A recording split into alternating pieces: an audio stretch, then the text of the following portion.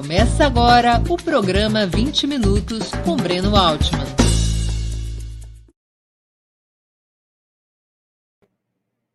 Bom dia! Hoje é 3 de fevereiro de 2021.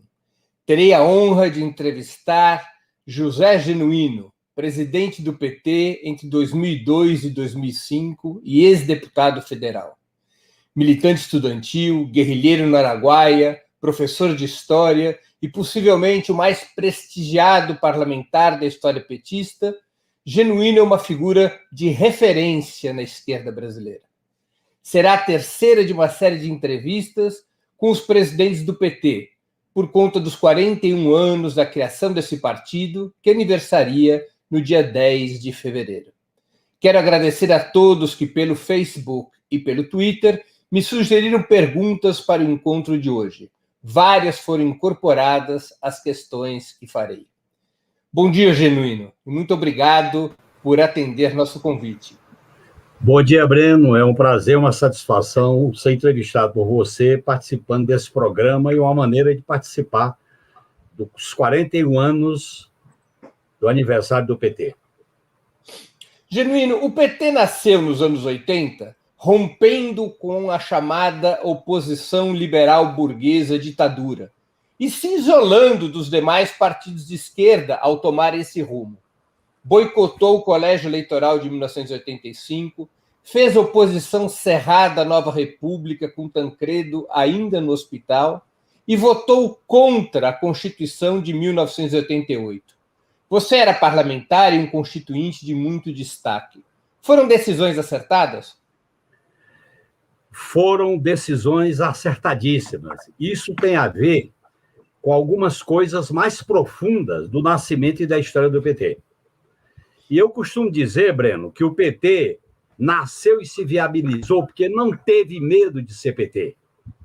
Não teve medo de afrontar a ordem capitalista brasileira, o Estado capitalista. Não teve medo de defender o socialismo quando havia uma crise com o fim da União Soviética e do leste europeu. Não teve medo de estar junto com as lutas populares. A ocupação de terra, a solidariedade aos trabalhadores em greve. Me lembro da grande e famosa greve da GM em São José dos Campos, a greve dos Gola Vermelho da Ford, dos acampamentos por aí afora. O PT não teve medo de questionar a ordem. E, por esta razão, ele não teve medo de afirmar que era socialista e dizer lapidarmente nos seus documentos que não há socialismo sem democracia, nem democracia sem socialismo. O PT não teve medo de estar junto nas lutas. O PT não teve medo daqueles que diziam que o PT era inviável. O PT não teve medo de dizer claramente que era contra aquela ordem. Isso é a característica essencial de um partido, Breno, que se viabilizou recuperando algo fundamental, porque você tinha uma esquerda derrotada na luta armada. Você tinha a ascensão dos movimentos populares. Você tinha uma intelectualidade de esquerda que se aglutina no PT. E você tinha a grande liderança popular dos trabalhadores, que era o Lula. Portanto, essa síntese produziu esse grande feito histórico que é o PT.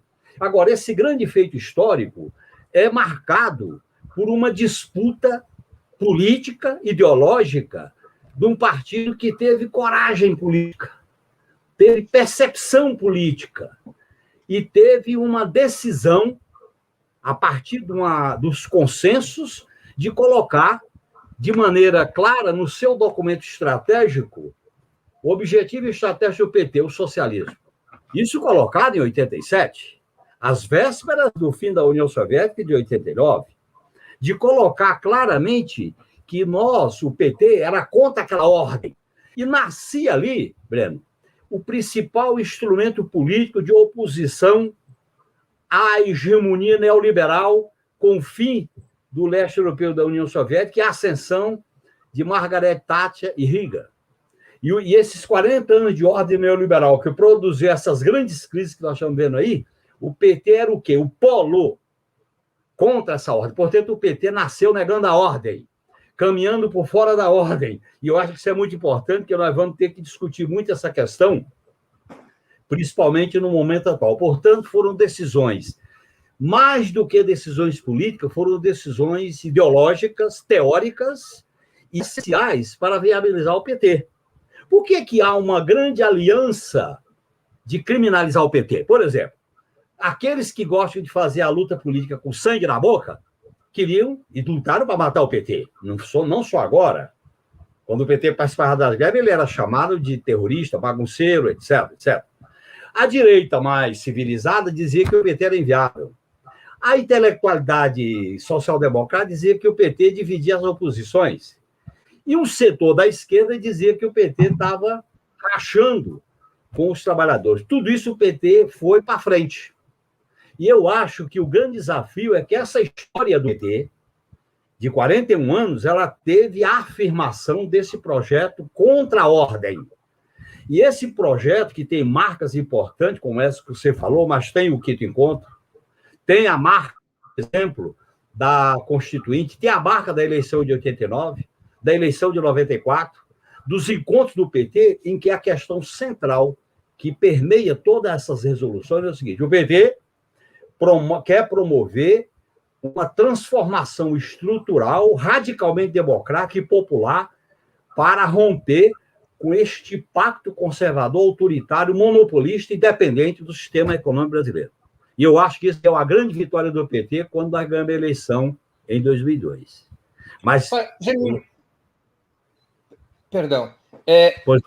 Apenas para enfatizar os aspectos táticos daquelas decisões. Porque havia uma crítica muito forte ao PT naquele momento, quando boicota o colégio eleitoral, quando faz oposição à Nova República e quando vota contra a Constituição de 88, de que o PT estava rompendo a chamada Frente Democrática contra a ditadura depois da derrota das diretas e que o PT propunha uma política de isolamento. Havia uma pressão para o PT ter uma outra postura. Por que você acha que essas decisões táticas contribuíram para o PT ter esse papel na vida política do país? Esse papel protagonista? Veja bem, em primeiro lugar, havia uma crise econômica, chamada crise da dívida, a crise da depressão, as mobilizações sociais. Havia uma transição pelo alto, principalmente dirigida pelo PMDB de então, com a Nova República, e havia uma efervescência política no país. Esta efervescência política desabou no PT. Agora, se o PT não tivesse afirmado o seu papel histórico e político, ele teria sido um partido de ocasião, ele teria sido uma legenda, ele teria sido um partido que não se vinculava organicamente com as lutas populares. Eu fiz aqui um levantamento, não tem uma luta nesses 41 anos do PT, principalmente até 2002, que o PT não tivesse presente. Nenhuma. Você pode fazer um levantamento dos jornais. Por outro lado, se você fizer um levantamento da mídia em geral, o PT era o demônio. Para alguns que queriam liquidar o PT. Para outros que diziam que o PT era terrorista.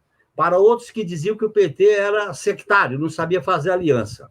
E para outros diziam que o PT queria dividir. Vamos pegar um exemplo, a gente cita sempre o colégio eleitoral. Mas a eleição de 85 aqui em São Paulo, que o Jânio ganhou do Fernando Henrique Cardoso, qual foi a crítica à candidatura do Suplicy? Que estava dividindo a oposição na eleição de 85.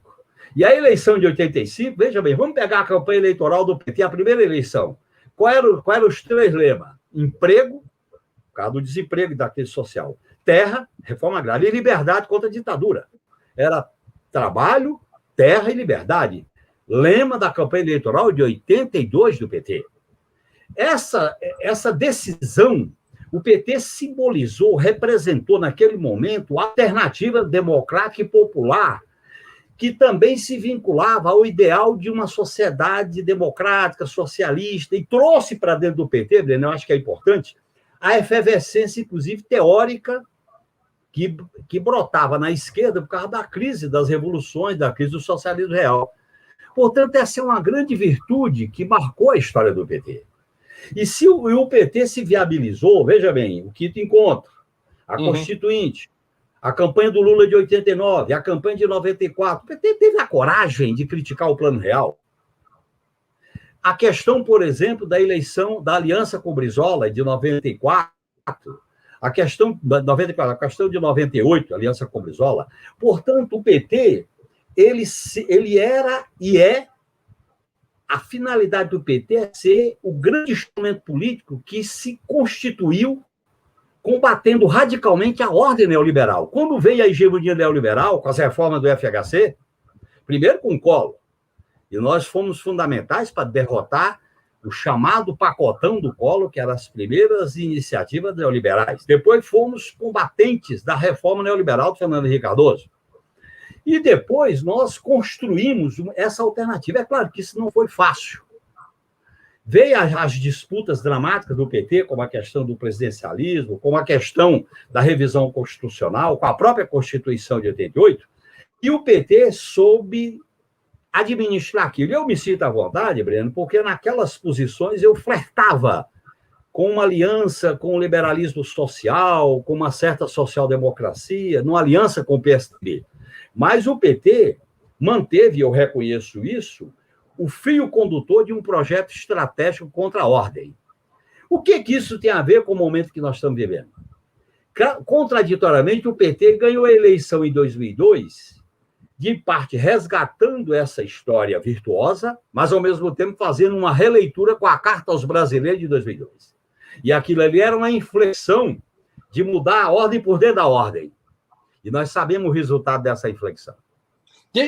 Eu vou abordar eu queria abordar com você, digamos, os momentos antecedentes desse giro, porque você faz uma afirmação sobre os anos 80 e os anos 90, que é o PT adota uma política de se construir como uma alternativa independente, boicota o colégio eleitoral, faz oposição à Nova República, vota contra a Constituição de 88, constrói o Programa Democrático e Popular no Quinto Encontro, que era um programa, conforme o próprio documento sinaliza, um programa antimonopolista, antilatifundiário, anti-imperialista e democrático. Não é? O PT vai às eleições de 89, Lula passa para o segundo turno, em 94 faz a crítica ao Plano Real, mas a partir de 1995 se consolida uma mudança na estratégia do PT. Não é? É adotada uma estratégia que viria a ser apelidada por alguns de estratégia de centro-esquerda, na qual o PT propõe ampliar suas alianças e, de certa maneira, modera o seu programa. Qual é a tua avaliação sobre essa virada? E há uma relação de continuidade entre essa virada e a Carta ao Povo Brasileiro de 2002 que você acabou de citar? Olha, esse é um período contraditório, Breno, porque eu estou aqui em mãos com a concepção e diretriz do programa de governo do Lula, do Encontro de Recife, que foi no final de 2001, particularmente em dezembro de 2001. Nesta diretriz, o PT busca resgatar o que vinha do Quinto Encontro, do programa de 94 e do programa de 98, que é a ideia de diretrizes indicando um modelo econômico e um modelo político e um modelo social, propondo um sistema de combate, de ruptura. É tanto que o documento aqui do Encontro de Recife fala em ruptura necessária. Eu estou com ele em mãos, fala em ruptura necessária. Okay? Portanto, houve uma espécie de transição. E eu participei dessa transição, e eu faço uma autoavaliação, porque eu defendi um sistema de aliança mais amplo, eu defendi uma flexibilização do programa do PT, e eu defendia, naquele momento, principalmente com a minha atuação no Congresso Nacional e da direção do partido, uma moderação à centro-esquerda. Inclusive, eu defendi a aliança com o PSDB, a discussão sobre o parlamentarismo, a própria discussão sobre o governo Itamar. Agora, a minha posição ela foi minoritária. E agora houve um tensionamento. Qual era a pressão que vinha de fora da sociedade? O PT não sabe fazer aliança, o PT vai levar a ingovernabilidade, o PT vai colocar o país em risco. E aí houve no meu modo de entender, uma mudança de qualidade quando faz a Carta aos Brasileiros. A Carta aos Brasileiros, eu tenho ela aqui, é uma carta que deixa claro a governar para todos. Em segundo lugar, um pacto de manter os contratos e os acordos internacionais. e um pacto de não tomar medidas precipitadas, nem fala em ruptura. O próprio programa do governo, da campanha do Lula de 2002 não coloca essa questão como colocava até 98, quando o vice do Lula foi Brizola. Portanto, essa mudança foi transitória.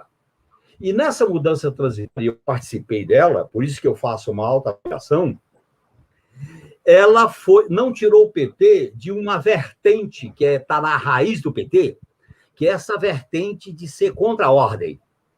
Por isso que toda vez que tentam acomodar o PT dentro da ordem, tem uma contradição, porque a base social do PT não entra dentro da ordem. Só houve um momento que a gente entrou dentro da ordem, foi quando a gente ganhou a eleição, e é como diz aqui um companheiro que eu prezo muito, o William Lozak, quando ele diz aqui, as lições históricas são inúmeras, inequívocas.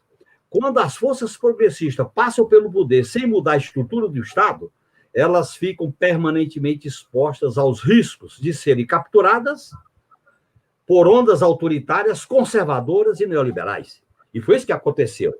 Porque nós não enfrentamos, por exemplo, o sistema político, o sistema midiático, a distribuição de riqueza, o papel das Forças Armadas, o sistema de justiça. E essas estruturas do Estado profundo brasileiro, que são essencialmente autoritárias, foram o pano de fundo do golpe de 2016. E esta nova ordem que é produzida com viés autoritário e com um programa neoliberal radical, de superexploração, de dependência à hegemonia americana e de eliminação do papel do Estado na economia, o grande dilema do PT é se ele é contra essa ordem e constrói uma alternativa de esquerda ou se ele se acomoda à ordem. E essa disputa que está presente no momento atual. Portanto, eu acho que o PT tem uma história brilhante, Breno. E eu vou resgatar aqui, para deixar bem claro, o meu último ato como presidente do PT foi no dia 9 de julho de 2005, você estava no Hotel Braston. Uhum. O que eu dizia naquele momento? Que saí da presidência do PT há 16 anos. Existem duas questões inegociáveis na minha militância política. É a defesa do PT enquanto projeto estratégico de esquerda, com seu caráter, suas propostas, sua experiência e o seu projeto de futuro.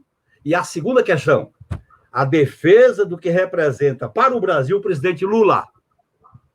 E em seguida eu digo, acho que o que está no centro da disputa política que me levou a sair da presidência do PT, por causa da crise do mensalão, é a interdição de uma alternativa de esquerda representada pelo PT. Essa alternativa, hoje, atravessa uma das maiores crises da sua história. Isso se prolongou até a maneira como se fez a guerra híbrida contra o PT com o lava-jatismo. E esse processo, veja bem, o PT nasceu antissistema. O PT nasceu combatendo o neoliberalismo. O PT foi fundamental, por exemplo, para combater as reformas econômicas do governo FHC, a reeleição do governo FHC. E esse processo, como nós não demos continuidade a essa estratégia, essa tática no governo, porque adotamos a Carta aos Brasileiros, nós fomos golpeados. E a grande encruzilhada que nós estamos vivendo hoje, Breno, é o seguinte: nós vamos nos constituir como um polo alternativo de uma aliança de esquerda, democrática, popular e socialista, em oposição a essa ordem que golpeou a Constituição de 88, que ajustou um programa econômico radicalmente neoliberal. E a eliminação de direito, está aí a questão da PEC da morte, ou vamos nos acomodar a esta ordem, ou vamos questioná-la de fora para dentro. Então, qual é o grande problema? Para deixar claro. No período de enfrentamento virtuoso do PT, nós trabalhávamos com a ideia de por dentro da ordem e fora da ordem. Quando ganhamos a eleição, só dentro da ordem. Essa tática nos levou à derrota. O que está colocado agora? É por dentro e por fora. O que tem presente nessa eleição do presidente da Câmara e do Senado? É uma tentativa de acomodar o PT nos espaços de uma institucionalidade mitigada, não é nem a institucionalidade de 88, e desautorizar o PT, do ponto de vista da sua legitimidade. Qual é o grande interesse da burguesia, além de combater politicamente o PT? É deslegitimá-lo enquanto alternativa partidária de esquerda e de massa. Porque nós produzimos um milagre na política, que foi construir um partido de esquerda de massa, juntando a esquerda dentro dele, coisa que era impossível. Nós colocamos as 4 internacionais dentro do PT, Breno. A 4ª, a 3ª, a 2ª, o social-democrata, e a católica. Botamos as 4 dentro do PT. Até um pouquinho da primeira, que no PT tem os anarquistas também. Claro. Então, veja bem, este processo é muito virtuoso, é rico, é tanto que o PT virou uma referência.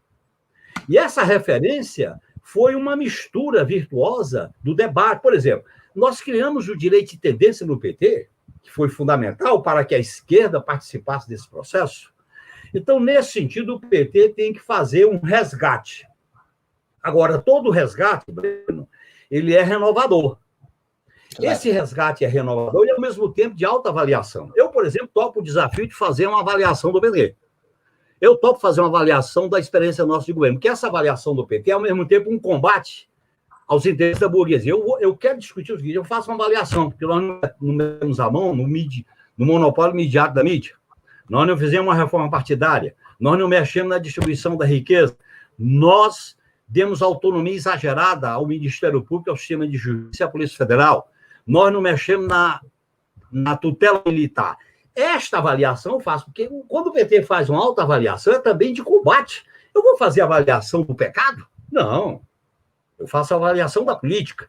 E, ao fazer essa avaliação, eu também combato a classe dominante brasileira, que tem, Breno, uma raiva do PT, que é uma raiva de classe. Tem os que têm raiva e sujam as mãos de sangue, tem os cheirosos que fazem a legitimidade através do sistema de justiça. Ô, Breno, se a gente olhasse essas declarações Lava Jato sobre o Lula, é um negócio de... É o retrato fiel do que é a classe dominante brasileira. É o retrato fiel. A classe média, ela adotou contra o PT a ideia de capitães do mato. E uma esquerda anti-PT criou a ideia de que o PT não pode disputar a hegemonia. Ora, bolas, a hegemonia é a essência da política no sistema democrático. E o PT não pode discutir a hegemonia. Isto é, você não pode ser PT. Eu acho que está em jogo hoje o seguinte, nós não temos medo de ser PT. E vamos discutir a nossa história. Quem fez o que nós fizemos tem o dever de analisar de maneira heróica a sua história. Porque nós fizemos muita coisa. Então, deixa eu aqui fazer uma pergunta já abordando ainda questões históricas. O PT chegou ao governo nacional em 2003. Acho que houve uma queda aqui do Genuíno. Vamos esperar ele voltar aqui. Só um pouquinho. Ele está aqui. Eu que não tinha visto. O PT chegou ao governo nacional em 2003, depois da vitória do presidente Lula no ano anterior. Tinha um projeto de governo que foi, ao menos até 2014, muito bem sucedido, melhorando tremendamente a vida do povo. A minha pergunta, tinha projeto de poder? Havia uma estratégia para construir a hegemonia da classe trabalhadora sobre o Estado e a sociedade, ou tinha apenas projeto de governo, Genuíno? Nós tínhamos apenas um projeto tático de governo. E fizemos grandes mudanças na distribuição de renda, nos espaços públicos com as conferências, na qualidade de vida das pessoas, no processo de respeito à Constituição de 88, rigorosamente, mas nós não mudamos as estruturas do Estado, porque não havia um projeto estratégico na maneira de tratar o poder. Aliás, Breno, esse é o grande dilema que nós tivemos no PT, porque a gente vinha de uma cultura de ruptura, que era a tradição do confronto armado. Nós fomos derrotados. Mas nós entramos na ideia de se ajustar à democracia liberal. Só que nas condições do Brasil, a democracia liberal da Constituição de 88, ela é mitigada. Você pode até apoiar o início da democracia liberal, mas não o fim. O que nós sinalizamos quando não votamos, quando votamos simbolicamente? A natureza do Estado, papel das Forças Armadas, sistema midiático, reforma agrária, e a questão da tortura como crime imprescritível nos levava a votar simbolicamente a Constituição.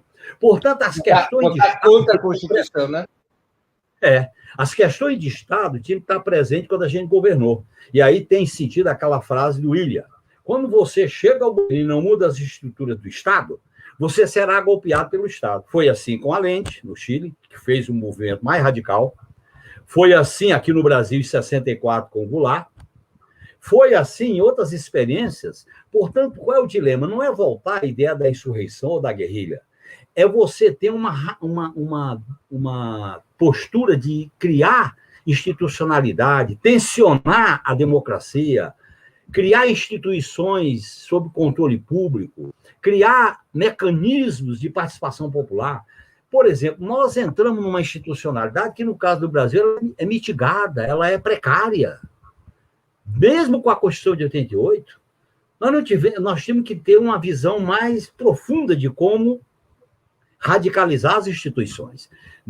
Você criando institucionalidade, alternativa popular, isso era um processo de construir um bloco histórico de uma hegemonia popular e democrática. Na verdade, Breno, nós governamos sob a hegemonia neoliberal. É tanto que nós não mexemos no sistema financeiro, nós não mexemos na dívida pública. E nós fizemos uma coisa contraditória. A política externa Sul-Sul não tinha sequência e consequência na política penal de aceitar os acordos com os Estados Unidos sobre drogas, sobre terrorismo, sobre corrupção, que produziu uma legislação autoritária durante os nossos governos, a começar pela ficha limpa. Portanto, eu acho que essa lição o PT tem que fazer. Agora, só o PT pode fazer essa lição, Breno, com a ideia do retrovisor e do para-brisa. Eu digo, a esquerda tem coragem e autoridade para fazer uma avaliação do seu papel, desde o Manifesto Comunista do Marx. Porque o mundo seria terrível se não fosse a esquerda. O Brasil estaria em pior situação se não fosse o PT. Orçamento participativo, conselho de participação, os direitos sociais, as lutas, a aglutinação da esquerda, as campanhas eleitorais. O governo Lula, pessoal, com o que ele fez para melhorar a vida das pessoas, a condição material, a condição da educação, da assistência social, da saúde, está aí a crise do SUS, e nós parte integrante da criação do SUS. Portanto, o PT tem muito a ver com essa história do Brasil de um outro projeto alternativo. Portanto, a classe dominante não aceita o PT. Mesmo a gente sendo moderado, eles chutaram a gente, golpearam a gente. Por quê? Porque nós não fizemos esse enfrentamento de ganhar corações e mente para um projeto democrático, popular e permeado pelos valores socialistas. Eu acho que esse é o grande problema da nossa avaliação nesse período histórico. E como é que eles fazem isso, Breno? Eles têm 3 cláusulas pétreas hoje. A classe dominante como um todo, inclusive a bolsonarista e a não bolsonarista.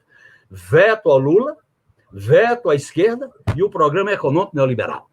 Eles podem divergir aqui e acolá, mas essas 3 cláusulas pétreas são inegociáveis.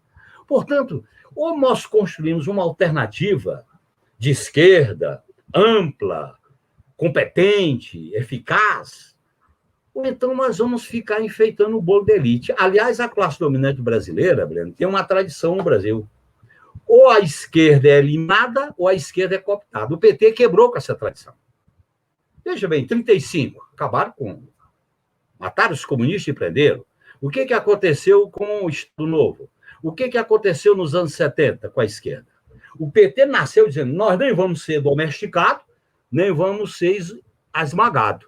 E aí esse é o dilema que o PT construiu neste seu período histórico. E esse dilema está presente agora. Quer dizer, quando o centro, chamado centro, que para alguns é centro, eu acho que é a direita, quer fazer aliança com o PT ou com a esquerda, desde que ela seja coadjuvante, ser protagonista, não. E o PT desaforou e disse, eu quero dirigir o país, eu quero eleger o Lula. Fizemos 4 eleições. Isso foi um desaforo. Para o pacto contador oligárquico brasileiro, isso não dá. Mesmo a gente fazendo disputa de baixa intensidade, que não era nem a hegemonia política. Então, eu acho que essa lição é dura. Eu acho que nós temos credibilidade para resgatar uma avaliação que eu acho que é positiva. É generosa. Eu gosto de citar aqui uma frase do Antônio Cândido. Uma vez eu fui visitá-lo e eu estava baqueado. E ele disse, olha, Genuíno, fique tranquilo. Vocês do PT fizeram algo nesse país que nunca foi feito, que foi botar os pobres no orçamento. Vocês botaram os pobres no orçamento. E eu disse, é verdade. Agora, é claro, ele disse para mim, é claro, gente, vocês botaram os pobres no orçamento e não se prepararam para as consequências. Genuíno, aproveitando a deixa, o PT teve ilusões sobre o compromisso democrático da burguesia brasileira e sobre o funcionamento do Estado? Teve, e eu participei dessa ilusão. Nesse sentido, eu faço alta avaliação. Quando nós participamos intensamente da Constituição de 88, nós sinalizamos críticas à Constituição, por isso que votamos simbolicamente contra, mesmo assinando. Mas nós, a partir de 89, você sabe, Breno, que houve uma pressão de fora do PT para que o PT soubesse fazer aliança, ampliasse, o PT estava muito sectário, o isolacionista, e você sabe que as mudanças que foram operando no capitalismo brasileiro também dificultou aquela base originária do PT, enfraqueceu. E eu acho que nós achávamos que a democracia era para valer e que a classe dominante não ia romper as regras do jogo. Por isso que eu, particularmente como parlamentar, joguei todas as minhas capacidades e inteligência para viabilizar esse modelo. Mas nós esquecemos uma lição.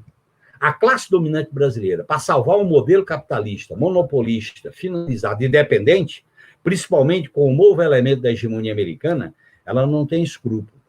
Por isso que ela rasgou a fantasia e fez o que fez com o PT e com o Lula. Por isso que a classe média virou capitão do mato contra o Lula. Por isso que a própria intelectualidade esquerda não petista criminalizou o PT porque estava sendo sectário, etc, etc. E aí, agora, mesmo com esse frentão anti-PT, com motivações diferentes, o PT é uma força e é protagonista. Nesse sentido, eu acho que nós temos que dar o salto. O Estado brasileiro não nos permite ilusões em relação ao papel da burguesia brasileira. Ela pode ter diferenças, mas nas questões estratégicas ela não vai rasgar, nem vai queimar dinheiro. Isso fica muito claro. Mesmo quando eles aceitavam o Lula e o PT, do bom mocismo, paz e amor, quando dialogava conosco, ele dizia, mas esses caras não é do nosso time, não é do nosso campo. Eles têm um lado. É mais ou menos como se diz, a terra é redonda, como diz uma coopera da Bahia, mas eles têm lado. E esse é o dilema que nós entramos. Portanto, eu acho que essas ilusões existiram. Eu quero dizer que eu participei delas, quando eu defendi, por exemplo, a tática em relação à aliança com o PSDB. Eu vou repetir, em relação à questão do próprio sistema de governo, em relação à revisão constitucional. E, no meu modo de entender, aquele momento acabou tendo um papel decisivo no governo Lula. Tá certo? Porque nós criamos uma governabilidade de baixa intensidade. Nós não criamos aquilo que na democracia é fundamental. Você bate e você negocia. Você tensiona, mas não deixa a corda quebrar. Você vai avaliando e cada... Nós criamos a ideia de que correlação de força está acima de tudo. Não está. A luta de classe está acima da correlação de força, né? Então, eu acho que a gente foi... E o Estado brasileiro foi domesticando a nossa presença dentro do Estado. Eu acho que nós temos que ter... Esse Estado não cabe o programa do PT. Esse Estado não cabe as reivindicações populares. Por isso que nós temos que fazer mudanças estruturais numa institucionalidade. Essa coisa se agravou com o golpe. A institucionalidade que existe hoje sobre o Judiciário, sobre Forças Armadas, sobre o Congresso, sobre o sistema político, sobre o sistema de comunicação, coloca a necessidade de, praticamente, da gente refundar o Estado Democrático de Direito. Refundar, quem sabe, o próprio conceito de nação. E isso vai exigir lutas, e que a gente desague num processo de elaboração de uma nova Constituição para o país. Exatamente isso que eu vou aproveitar, deixa para fazer uma pergunta. Outras experiências progressistas latino-americanas tiveram como passo estratégico fundamental a convocação de assembleias constituintes para reformar as instituições do Estado e colocá-las a serviço das transformações defendidas pela esquerda. O caso da Venezuela, o caso da Bolívia, também o caso do Equador e de outros países. O PT errou a não escolher esse caminho? Olha, Breno, eu acho que, veja bem como a situação é contraditória para a história do Brasil e a história do PT. a transição política, o PT foi crítico à transição política. O PT foi a ala esquerda da transição política. Quando nós fomos para a Constituinte, o PT batalhou por mudanças profundas nessas questões que eu citei aqui, que levaram a gente a votar simbolicamente contra. Portanto, o que acontece? A Constituinte não veio pós-vitória do PT. A Constituinte já tinha vindo antes. O que nós erramos politicamente foi não ter dado continuidade na base de reformas constitucionais pela via de consulta popular ou pela via de iniciativa do governo de proposta. Eu vou dar um exemplo. Quando teve a rebelião de direita de 2013, que colocou o questionamento do governo Dilma, que se falou da Assembleia Nacional Constituinte, nós devíamos ter apresentado um projeto de iniciativa popular, de um plebiscito, no Congresso Nacional, convocando uma Assembleia Nacional Constituinte só para a reforma política. E nós não fizemos isso. É claro que a gente ia perder. Chegou a propor, né? A Dilma chegou a propor.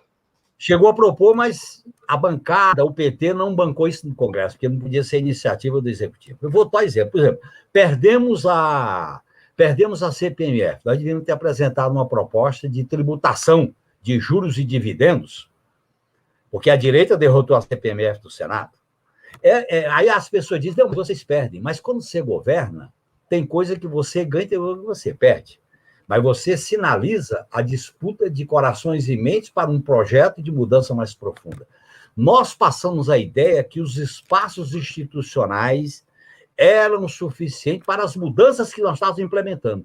Mesmo aquelas mudanças reformistas, socialmente justas e legítimas, que mudou a vida do povo, a institucionalidade brasileira não suportou aquelas mudanças, Breno.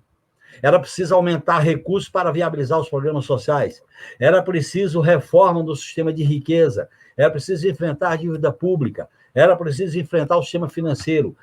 A equação que nós fizemos de fazer aliança com o setor produtivo, o agronegócio, as construtoras, a Petrobras e os estaleiros, e, ao mesmo tempo, fazer um acordo de cavalheiros com a equipe econômica no primeiro mandato e no segundo mandato, isso, no meu modo de entender, não deu certo. Chegou um momento que teve um curto-circuito. E nesse curto-circuito, mostra claramente que, dentro de uma visão radicalmente democrática, a esquerda tem que recolocar a questão democrática no outro patamar. Então, nesse sentido, o processo político brasileiro foi um processo singular, diferente de outros países. Os outros países nos ensinam isso. Eu acho que a gente tem um pouco parecido com o Chile. O Chile fez um processo de transição pactuado com elementos da ditadura. Algo parecido com o que aconteceu no Brasil, só que lá avançou um pouco. Aquilo ali faliu com os governos da transição, com os governos da concertação. Por isso que veio essa rebelião popular exigindo mudanças mais profundas. Eu acho que é inevitável que surjam grandes movimentos, grandes rebeliões, querendo mudanças mais profundas na ordem social, na ordem econômica e na própria ordem democrática. Por exemplo, como é que nós vamos trabalhar com a democracia se nós não incorporamos a luta contra o patriarcalismo, contra o racismo, em defesa da comunidade LGBTQIA+, em defesa dos quilombolas, dos índios? Portanto, eu acho que faltou ao PT um tensionamento. E mesmo que a gente perdesse, a gente tinha que disputar posição política na sociedade. Nós ficamos só dentro da ordem e não ficamos... Aquilo que a gente falava no início do PT, você deve se lembrar, a gente tem que ter um pé na ordem e um pé fora da ordem. A gente tinha que ter mantido isso, principalmente quando estava no governo. Aí é que se justificava essa ideia, né?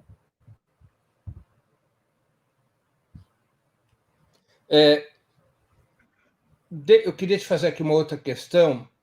Na tua opinião, por que foi relativamente frágil a resistência ao golpe de 2016 e a própria prisão de Lula, que levou à sua interdição eleitoral?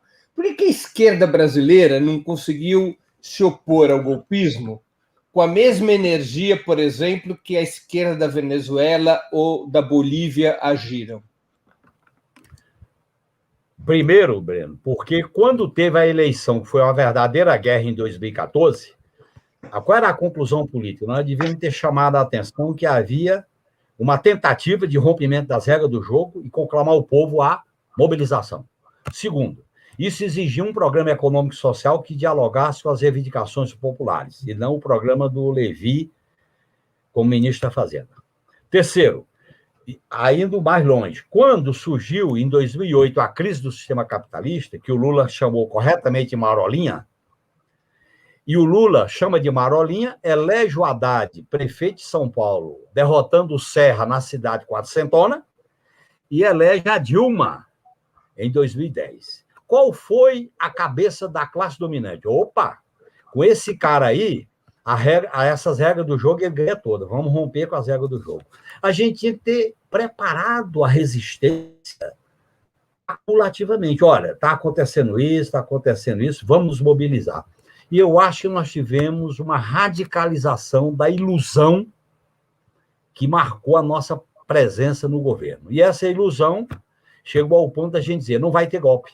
A gente baixou um pouco a cabeça e saiu do Palácio do Planalto de maneira ordeira e obedecendo às regras do jogo. Para uma direita que não tem escrúpulo quando é para rasgar a Constituição ou para mudar as regras do jogo.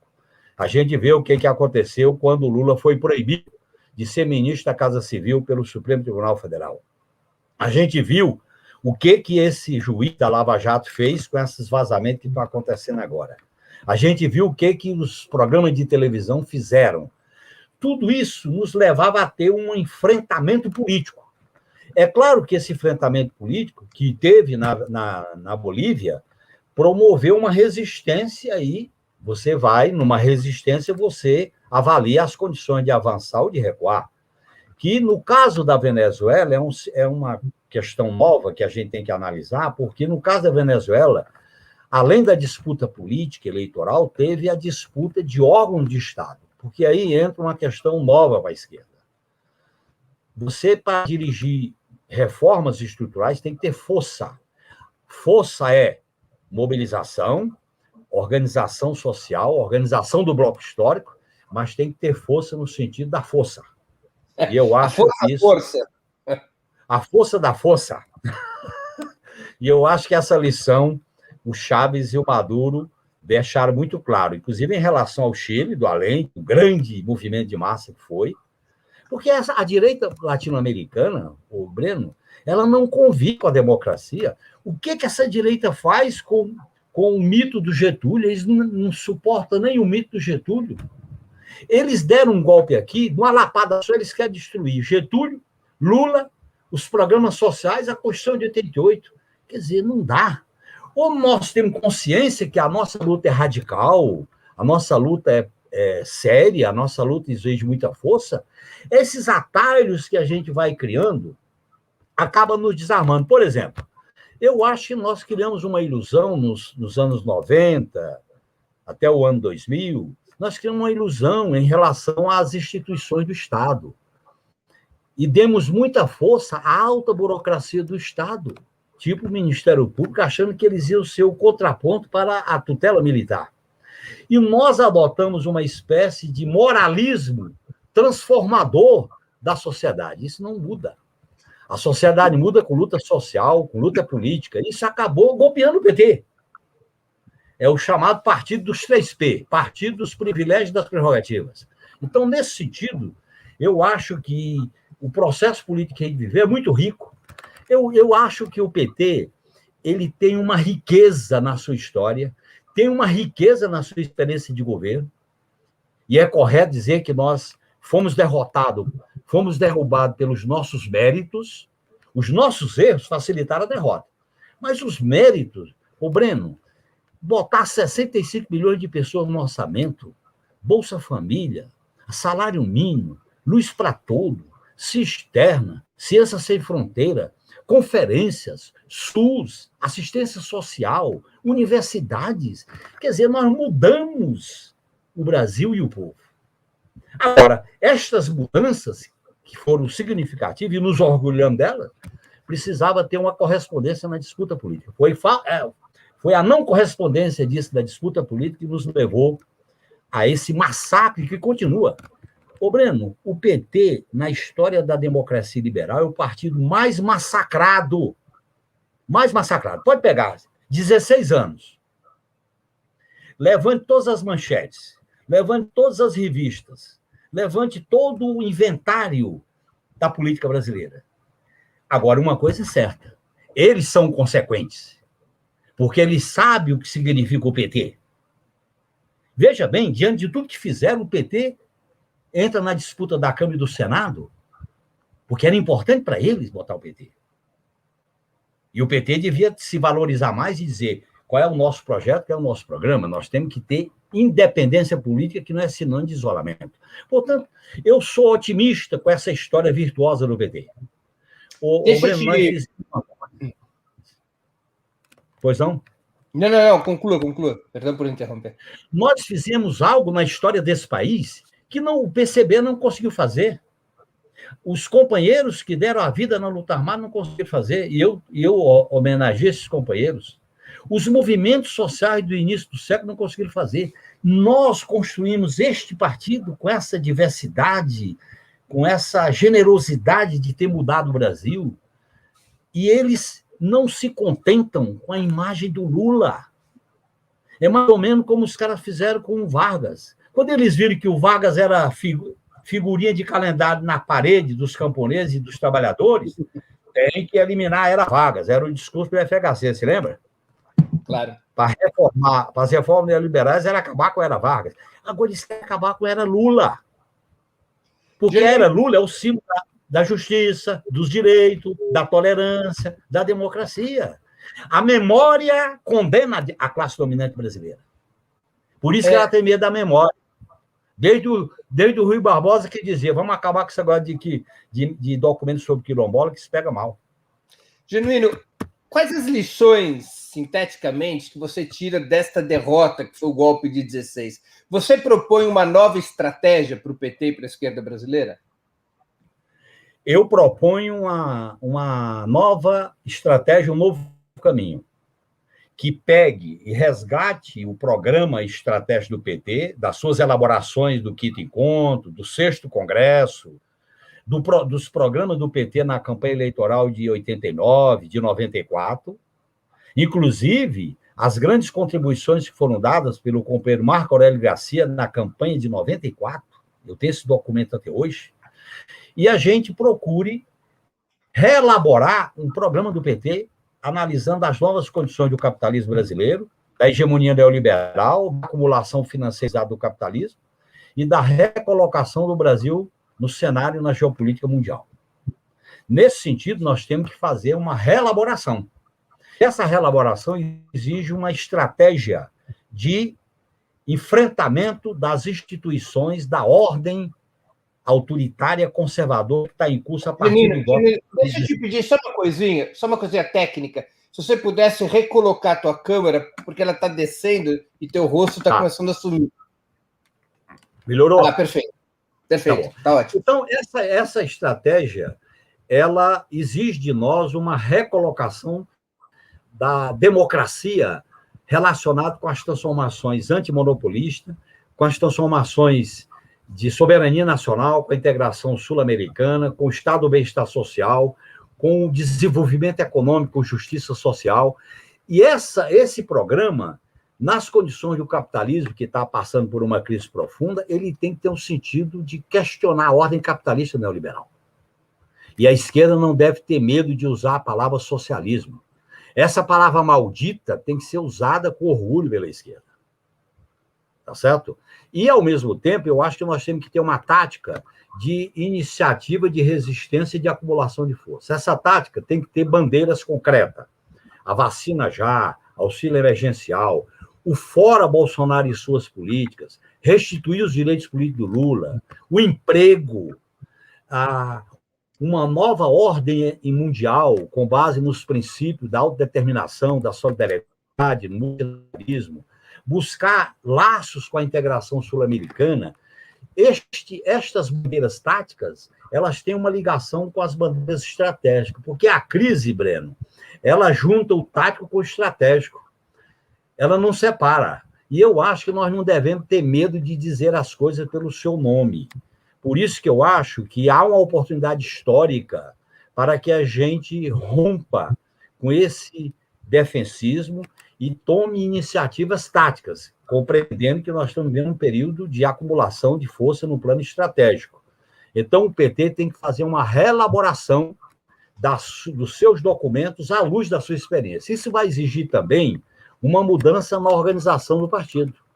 A nossa formação, os nossos diretórios, a relação com os filiados tem que mudar. E investir militantemente numa aliança com as forças de esquerda, uma frente democrática, popular, antineoliberal, com clara definição programática.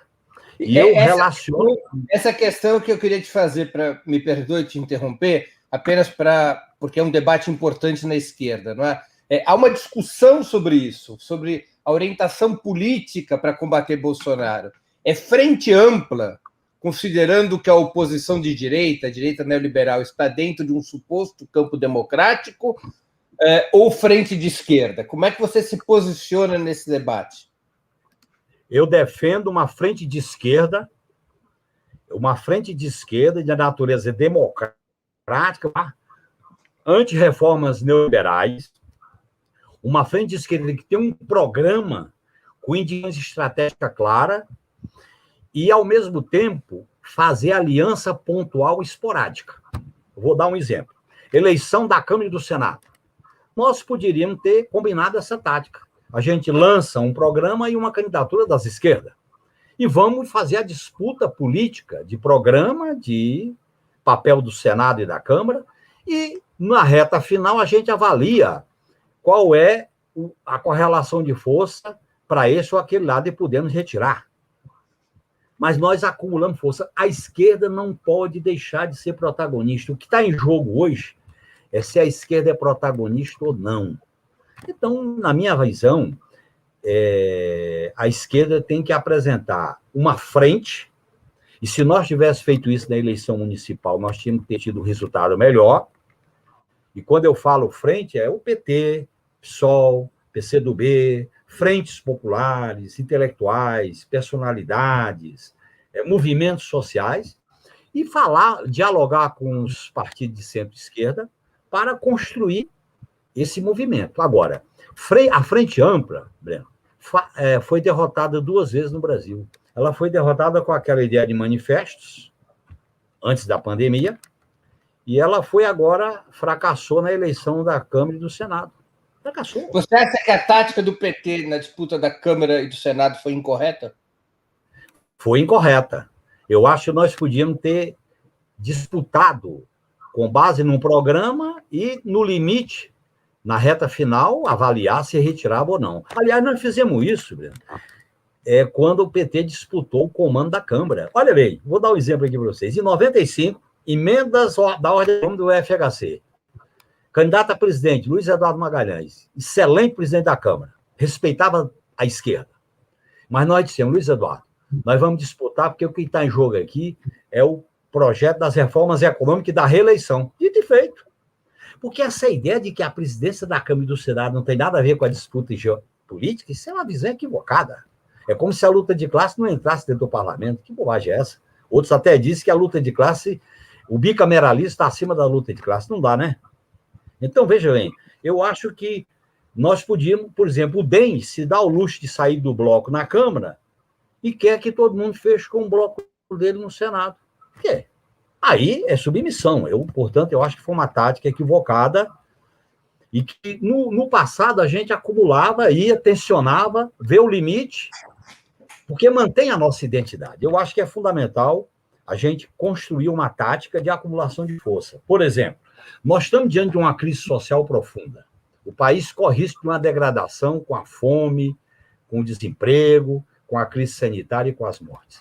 Se nós não colocarmos a mobilização social como é questão central, veja bem o que aconteceu agora em Florianópolis, com a greve lá da fábrica, o que está acontecendo com o padre Júlio Lancelotti em relação aos moradores de rua. Nós temos que... O PT tem que sair de dentro da institucionalidade. Às vezes eu brinco, o PT gostou tanto da institucionalidade quando governou que não quer sair de jeito nenhum, tem que sair um pouco, ir para a rua, dialogar com o povo, ir com os movimentos, com as comunidades, aproximar os diretórios do PT, do movimento popular, do povo. Eu acho que isso é fundamental, porque você não muda o Brasil só por dentro da institucionalidade, que eles controlam.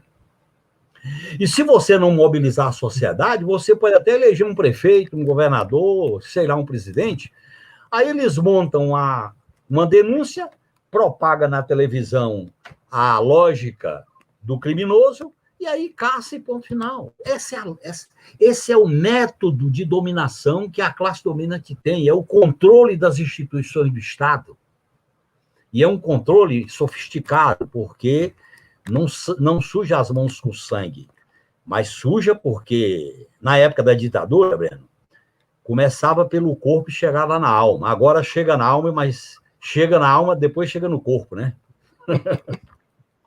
Genuíno, se e quando o PT voltar ao governo, deveria ter o mesmo programa que teve entre 2003 e 2014, ou é um novo programa? Aliás, nesse programa, se for novo, você incluiria a questão da convocação da Assembleia Nacional Constituinte? Primeiro, é um novo programa. E se o PT chegar a essa situação, é num processo de mudanças profundas, de correlação de forças favorável a um projeto de transformação. É um novo programa. Por exemplo, o programa de privatização. Nós temos que rever aspectos importantes do programa de privatização. Segundo, nós temos que acabar com a hegemonia, com a oligarquia do sistema financeiro no Brasil. Nós temos que botar a mão no sistema financeiro. Não tem jeito. Portanto, é uma mudança profunda. Terceiro, para radicalizar a democracia democraticamente, e eu estou propondo uma radicalização democrática da democracia, nós temos que construir um novo pacto político, com base na soberania popular, com base nos direitos e com base na pluralidade. Portanto, a Constituição de 88, Breno, que eu assinei e que eu tanto defendi, ela foi fraudada, ela foi golpeada. Ela hoje é um manto sem corpo, sem vida. Os direitos e garantias estão relativizados com as operações judiciais. Os direitos sociais do artigo 7 estão todos terceirizados. A PEC da morte tira dinheiro da saúde e da assistência social. A ordem econômica foi liquidada pelo FHC com o conceito de empresa nacional. O sistema de justiça predomina sobre o parlamento, não tem mais o equilíbrio dos três poderes. Na verdade, os três poderes, são a farda, a toga e o sistema midiático das plataformas e da mídia aberta. Então, nós temos que recolocar a democracia no outro patamar. E é necessário a esquerda, o PT e a esquerda, ao governar o Brasil, tem que colocar claramente que precisa uma repactuação do Estado Democrático de Direito para governar. Se não mudarmos o sistema de justiça, ele vai continuar sendo protagonista da criminalização da política. Se não mudarmos o papel das Forças Armadas, eles vão tutelar como estão tutelando agora. Se não mexermos nas instituições da burocracia estatal, eles vão fazer aquilo, Breno, que falavam para mim. Vocês passam, a gente fica. Você prestou atenção naquela decisão do Lira, na presidência da Câmara, quando ele lê uma decisão que já estava redigida por um burocrata que estava ao lado dele? É isso. Quando você contraria a burocracia te derruba. Ou então você tem que baixar a cabeça para a burocracia, porque eles batem o seguinte: nós somos o saber, nós somos a técnica, nós somos os gestores. Vocês passam. A eleição para o neoliberalismo é um enfeite. A eleição é uma técnica. A eleição é uma legitimação da ordem. Porque, na verdade, ou a esquerda tem clareza do que está em jogo para disputar o poder e mexer com os interesses econômicos, ela pode até ter uma vitória e não levar. Aliás, eu acho que... Você acha, então, que um novo governo de esquerda, um novo governo liderado pelo PT, ele deveria abrir um processo constituinte para alterar as instituições do país? Eu acho que deveria convocar um processo constituinte para reestruturar as instituições do Estado Democrático de Direito. Se nós não fizermos isso, vai ser pior do que 88. Porque 88 a gente tinha uma Constituição liberal. Essa Constituição liberal foi fraudada, foi golpeada. Qual é a Constituição que vai ser nossa referência? Então, nós temos que ter uma referência democrática. E essa é uma visão democrática da vida, da política, do país, e tem que ter isso. E eu acho que a esquerda tem que ser muito radical defensora da democracia. E aí eu resgato aquilo que está lapidarmente nos documentos do PT. A democracia sem socialismo não existe, nem socialismo existe sem democracia. Mas a democracia não é a democracia liberal, porque o próprio neoliberalismo está botando a democracia liberal na lata de lixo. É a democracia da participação popular, dos direitos, que preserva, combate o patriarcalismo, o racismo, afirma direito, participação popular com plebiscito, com referendo. Nós temos que ter uma visão democrática de como organizar a sociedade. Esse modelo autoritário que legitima o autoritarismo na base de um consenso imposto, verticalmente imposto, está falindo. Faliu. Olha bem o que acontece nos Estados Unidos, o que está acontecendo na Europa. Eu acho, Breno, que a esquerda tem uma oportunidade política de, diante dessa crise, desfraudar que é possível um novo sonho, que é possível uma nova utopia, que é possível um outro tipo de hegemonia. Quando eu falo sonho e utopia, não é ficar falando coisas sem sentido. É mostrar que é possível construir outra coisa. Porque se a esquerda não for protagonista desta alternativa, ela fica misturada com essa degradação. O mundo e o Brasil estão vendo uma degradação. É morte, é golpe, é violência, é tudo. É possível ter uma outra humanidade? É possível ter uma outra sociedade? Eu sou. Aí, nesse sentido, eu sou de esquerda e sonho. Há 170 anos, com aquilo que o Marx dizia no Manifesto Comunista. Agora, é claro que eu não vou fazer uma revolução socialista, eu vou fazer uma revolução democrática, popular, tendo em vista e vou disputar esses valores de uma sociedade socialista, radicalmente democrática. Então, eu acho que a esquerda não pode ter vergonha da sua história, não pode ficar tímida, pode baixar a cabeça. Breno, vamos ser claros, se não existisse esquerda no mundo, a humanidade estava ferrada. A luta da esquerda foi 40 horas, foi 8 horas, foi Previdência, Estado do Bem-Estar Social, derrotou o fascismo, derrotou o nazismo, derrotou as ditaduras, muitos companheiros que deram a vida. Eu sei honrar esses companheiros e companheiras. Então, nós temos que fazer um resgate com dignidade. A esquerda tem que ter dignidade e nitidez de proposta para poder disputar esse mundo cão. Porque qual é a ideia do neoliberalismo? Diz o seguinte: o capitalismo é eterno. O mundo pode até se acabar com a pandemia ou com a catástrofe, mas o capitalismo não. Aí cria o senso comum de que o capitalismo é eterno. Nós não podemos aceitar isso. E eu não posso me contentar com os remendos e diminuição de danos. A crise é tão profunda que os esparadrapos e os band-aids não evitam a sangria que está acontecendo no Brasil e no mundo.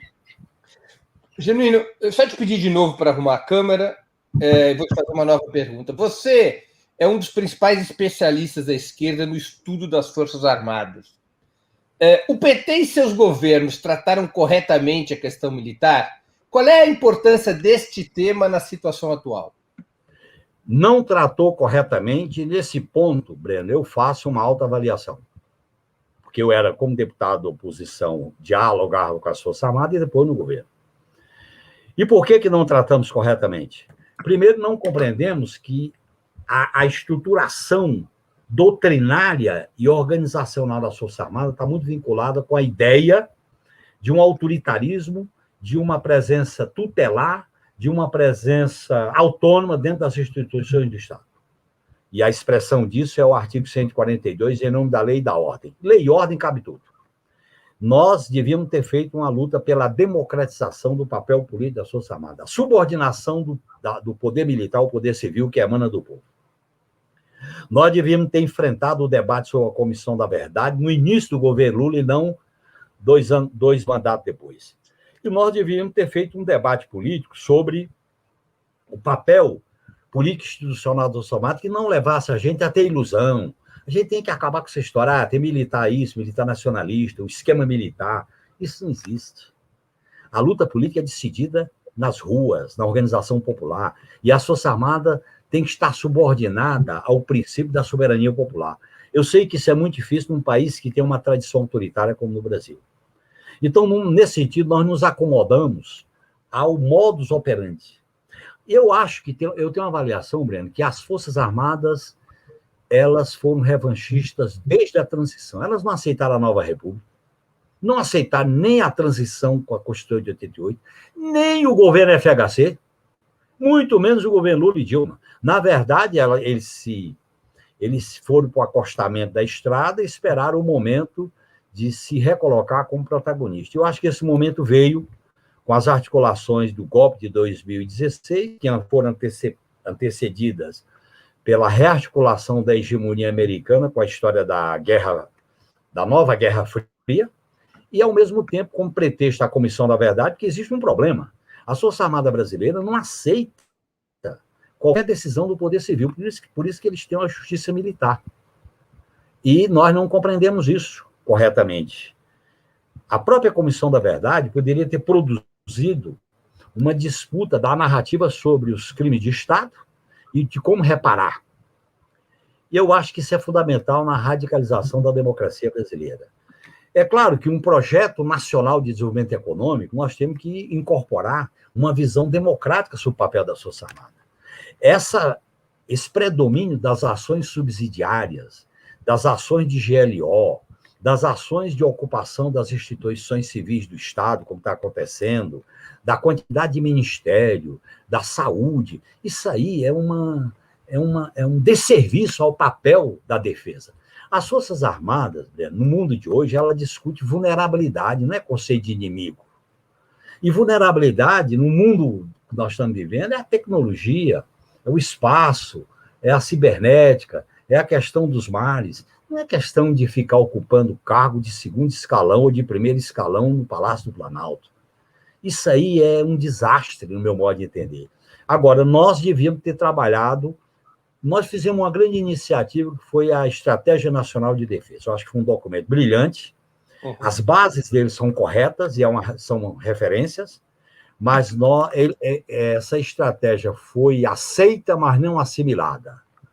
E eu acho que essa discussão vai exigir muito do processo de democratização do país. Por exemplo, Breno, a democratização do país, vou pegar outra instituição, tem que discutir a questão do sistema de justiça, que nós perdemos na Constituinte, você se lembra? O relator do PT era o Plínio de Arruda Sampaio. O relatório dele foi derrotado. O sistema de justiça ele é autoritário e conservador. Veja as histórias dos grandes ministros da corte brasileira que tiveram que sair porque se aposentaram ou porque foram aposentados.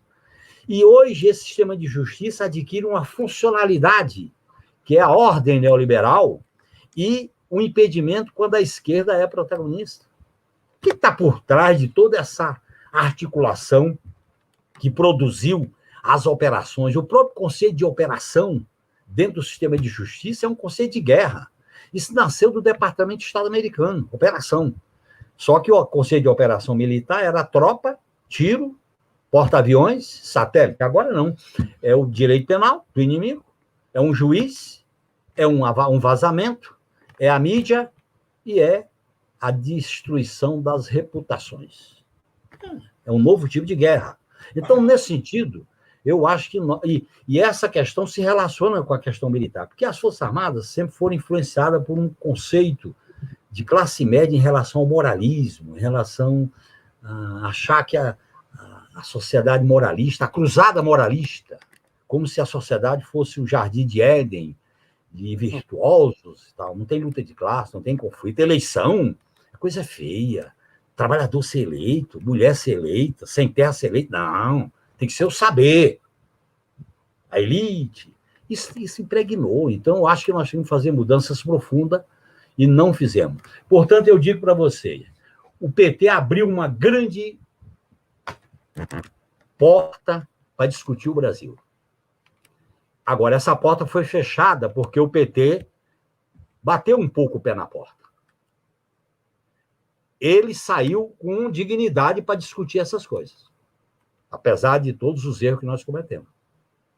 Porque nós ousamos, nós tentamos. Nós fizemos melhorias na vida do povo. Então, eu acho que isso aí nos dá credibilidade para discutir o nosso futuro. Eu sou contra esse pessimismo, esse individualismo, achar que o PT já foi, essas pessoas que não resgatam essa grande experiência. Eu considero o PT uma grande experiência. Nós não podemos deixar que o PT caia na vala comum do que os partidos sociais-democratas da Europa, os partidos comunistas da Europa, o próprio PCI caiu. Não dá.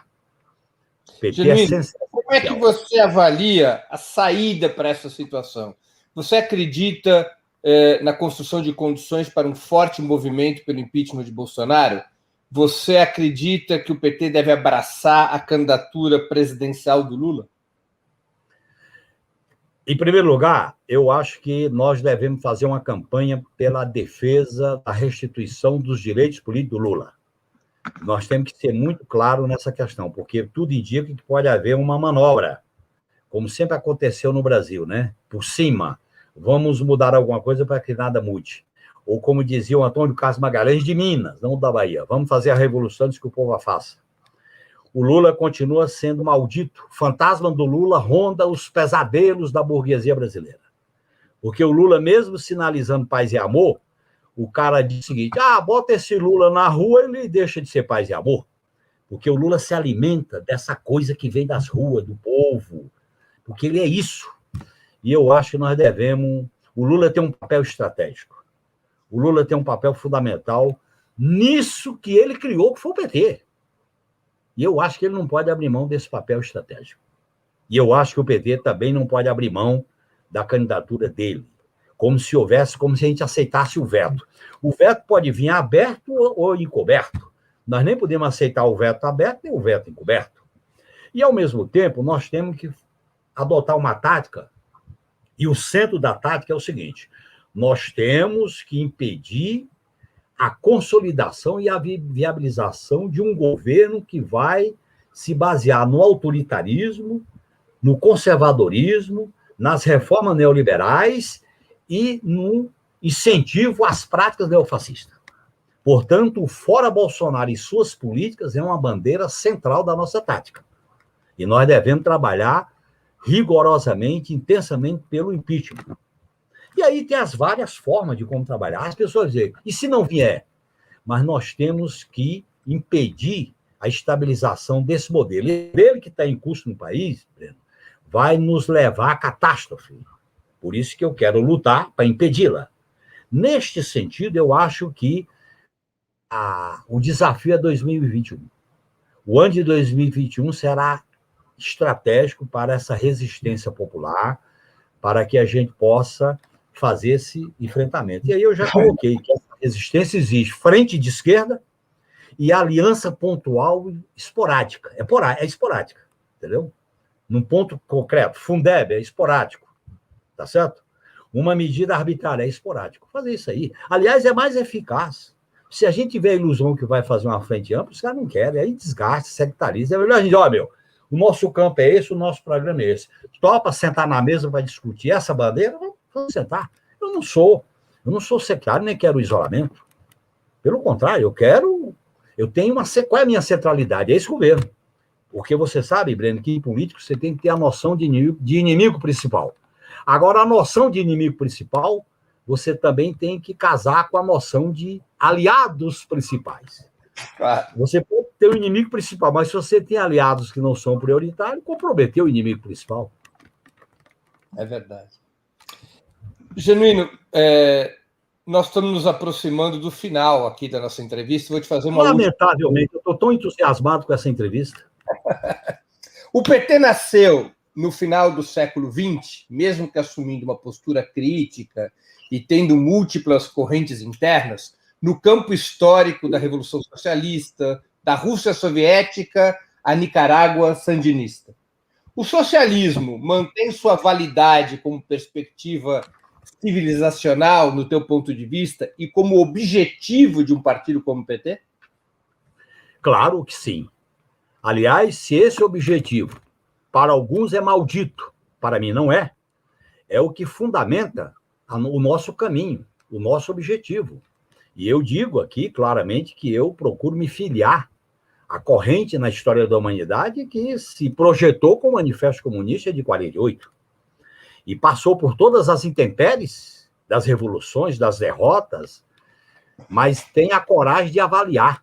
Essas derrotas e essas revoluções são nossas, não são da direita.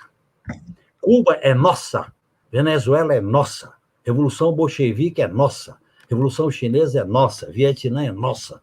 E nós que somos aliados desse processo revolucionário, nós fazemos a nossa avaliação e tiramos as lições. E se a esquerda abre mão do socialismo, o capitalismo, né, mostrou com a crise sanitária a que veio.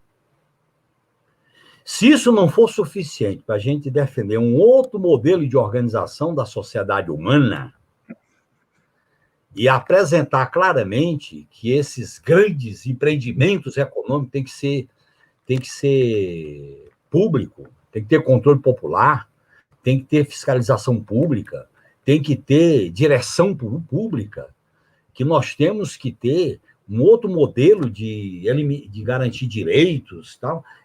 O socialismo, para mim, é essa solidariedade, essa pluralidade, essa igualdade, essa liberdade. Eu acho que nós temos que resgatar esse sentido radical do que é o socialismo. Porque se a gente luta, primeiro, só pela diminuição de danos, nós vamos ficar só no imediato.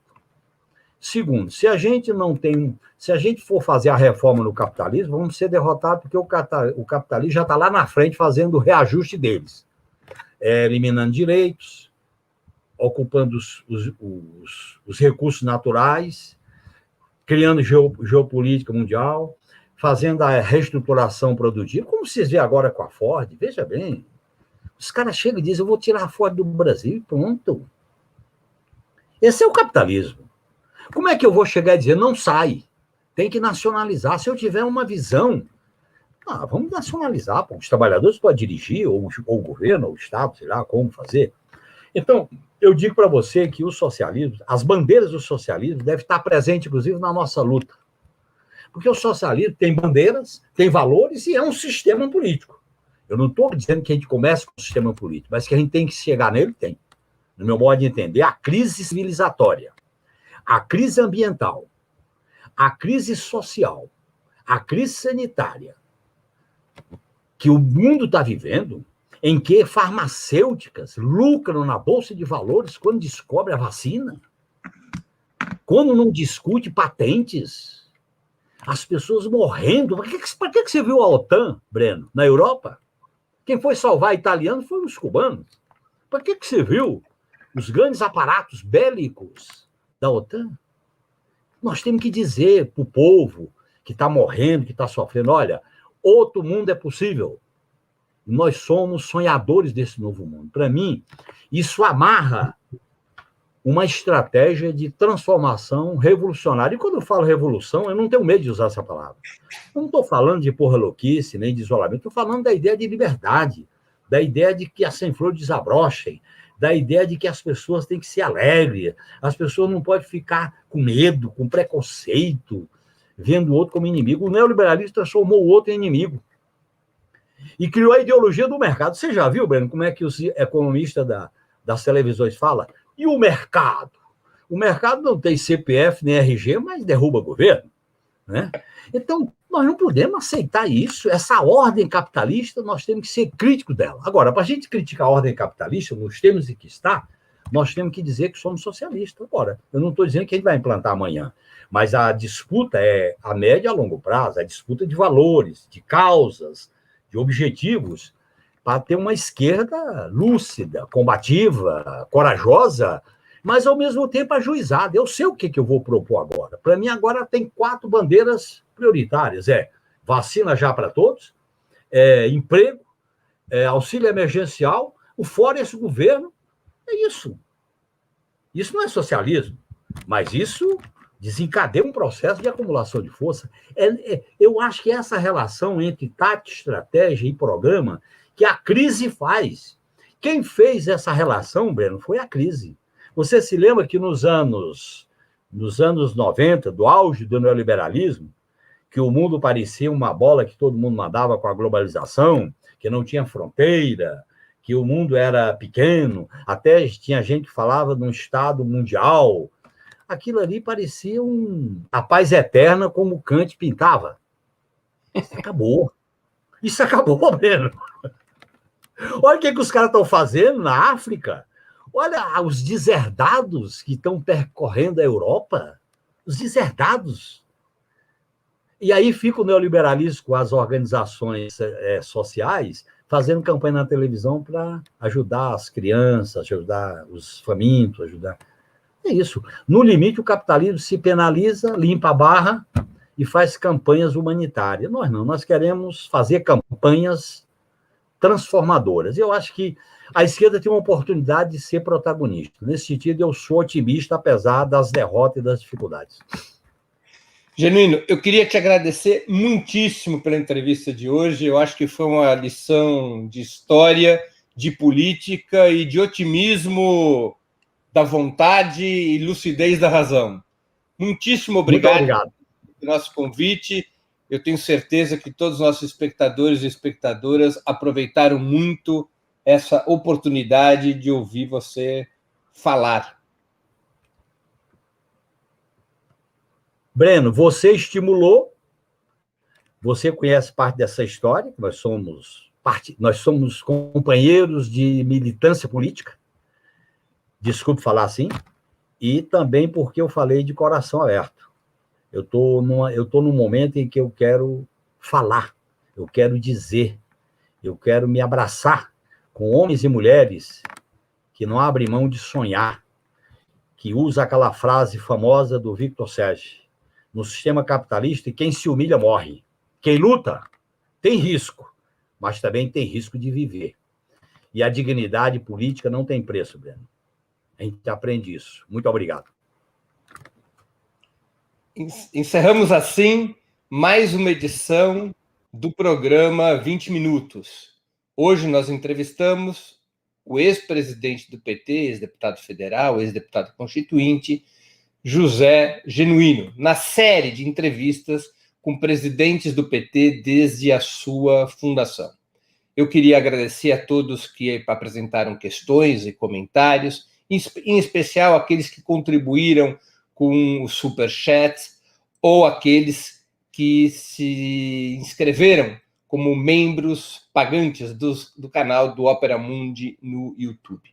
Quem gostou do programa, quem gostou dessa entrevista com o Genuíno, ajude na sua difusão, compartilhe nas suas redes sociais. Quero agradecer muito a audiência de hoje. E nós voltamos a nos encontrar com mais um programa 20 Minutos, na sexta-feira, dia 5 de fevereiro, às 11 horas da manhã. Até lá e um grande abraço. Para assistir novamente esse programa e a outras edições dos programas 20 Minutos, se inscreva no canal do Opera Mundi no YouTube. Curta e compartilhe nossos vídeos, deixe seus comentários. O jornalismo de Opera Mundi é mantido com o seu apoio. Faça uma assinatura solidária em www.operamundi.com.br. Com um pequeno valor mensal, você nos ajuda no desenvolvimento de um jornalismo independente e de qualidade. Obrigado pela audiência e até a próxima.